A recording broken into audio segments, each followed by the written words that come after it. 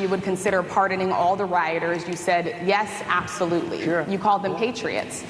140 police officers were assaulted that day. Their injuries included broken bones. At least one officer lost an eye. One had 2 cracked ribs, 2 smashed spinal discs. Another had a stroke. Were the people who assaulted those 140 officers, including those I just mentioned, patriots who deserve pardons? Well, let me bring it back to modern day. Like about 5 days ago, we had an attack on the Capitol.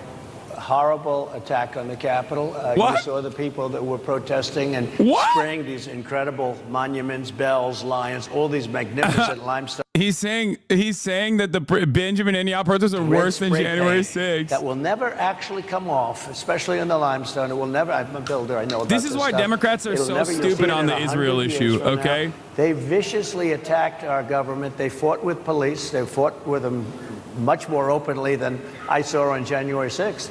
What's going to happen to those people? What's going to happen to the people in Portland that destroyed that city? But sir, my question is on those. What's going to happen to my the question people is that on tried those to rioters who assaulted officers. You have to would you pardon what's those going to happen? Oh, absolutely, I would. You would pardon those? If they're innocent, I would pardon them. They've been convicted. And by the way, the Supreme Court just well, they were convicted by a very tough system. They were. How come the people that tried to burn down Minneapolis? How come the people that took over?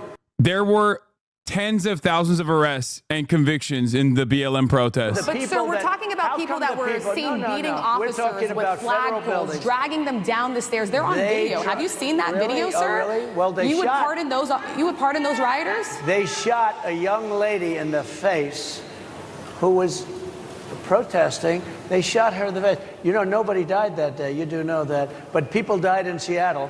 Nobody died, but people died in Minneapolis. You know people died in Minneapolis. And nothing happens, and nobody ever talks, and nothing happens to those people. But you went after the J6 people with a vengeance. And I'll tell you what about the cops that were, and I'm all for the police, as you know, but what about the police that are ushering everybody into the Capitol? Go in, go in, go in. What about that? Look, nothing is perfect in life. But you have people from Minneapolis, you have people just from 5 days ago in Washington, D.C. They were having fistfights and fighting with the police. I love Donald Trump's idea that, like, anyone who opposes me needs the most violent apprehension from the law. I'm law and order for, like, black people, brown people, Palestinians, and I only want leniency for my fans. Like, he very openly is like, it's a brutal system, very brutal towards my fans, but also we have to kill these pro-Palestinian protesters. It is so flagrant. It's so obvious what he's saying. It's just like, yeah, dog, if you're like a right-wing Republican and a white guy, you shouldn't go to jail.